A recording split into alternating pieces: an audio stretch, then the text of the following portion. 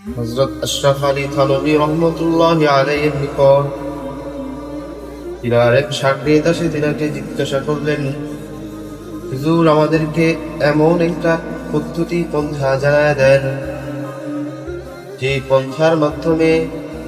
যে পদ্ধতির মাধ্যমে আমরা জানতে পারবো যে আমরা যে নামাজ পড়তেছি আমাদের এই নামাজগুলো আল্লাহর কাছে কবুল হইতেছে কিনা, আমরা যে রোজা রাখতেছি এই রোজাগুলো আল্লাহর কাছে কবুল হইতেছে কিনা, আমরা যে হজ করতেছি আমাদের এই হজগুলো আল্লাহর কাছে কবুল হইতেছে কিনা।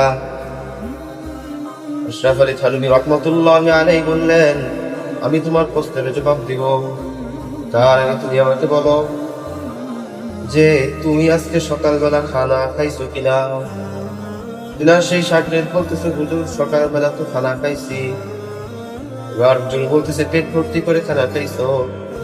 বলতেছে, হ্যাঁ হুজুর, পেট ভর্তি করে খানা খাইছি। বলতেছে, দুপুরবেলা খানা খাইছো কিনা? কয়, হ্যাঁ দুপুরবেলা খানা খাইছি।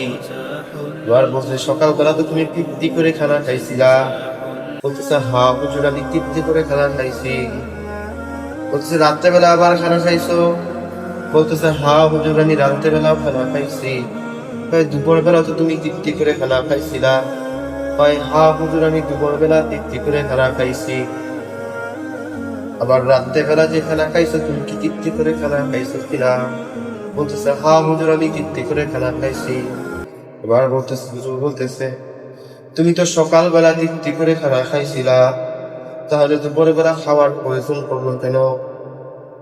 এবার শাগির্দ বলতেছে, হুজুর,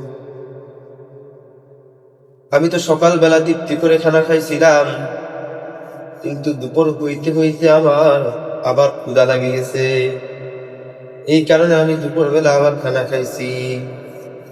বাগদিজনে বলতেছে, তুমি তো দুপুরবেলা তৃপ্তি করে খানা খাইছিলা। শাগির্দ বলতেছে, হ্যাঁ হুজুর, আমি দুপুরবেলা তৃপ্তি করে খানা খাইছিলাম। হুজুর বলতেছে, তাহলে তুমি রাত্রেবেলা আবার কেন খানা খাওয়ার প্রয়োজন মনে করলা?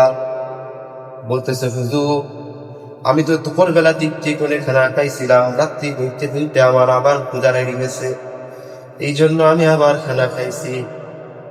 হুজুর বলতেছে যে ঠিক তেমনি ভাবে তুমি কোন আমল করছো, সেই আমল যদি আল্লাহর কাছে কবুল হয়, তাহলে আল্লাহ পাক রব্বুল আলামিন তোমাকে সেই আমল আবার করার সুযোগ করে দিবে।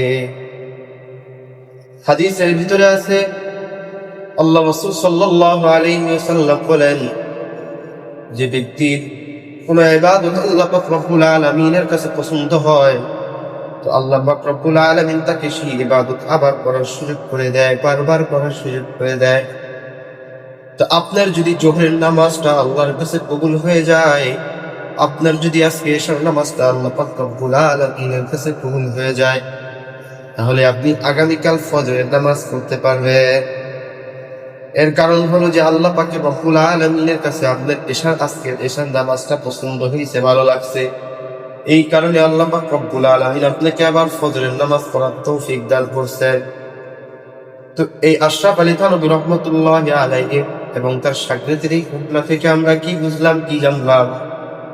যে খাবারের ভোগ সৃষ্টি হয় দেখে আমরা খাবার খাই, ঠিক তেমনি ভাবে আমাদেরকে ইবাদতেরও ভোগ সৃষ্টি করতে হবে। যখন আপনি আপনার ইবাদতের ভোগ সৃষ্টি করব, তখন আপনার ইবাদত আল্লাহ পাক রব্বুল আলামিনের কাছে কবুল হবে। এই জন্য আজকে থেকে আমাদের এই ভোগ সৃষ্টি করতে হবে যে না, এশার নামাজ পড়ছি, ফজরের নামাজ করতে হবে, জামাতের সাথে পড়তে হবে।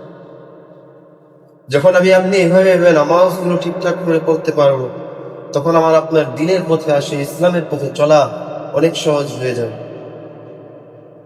এই জন্য আল্লাহ পাকের কাছে সবসময় দোয়া করা।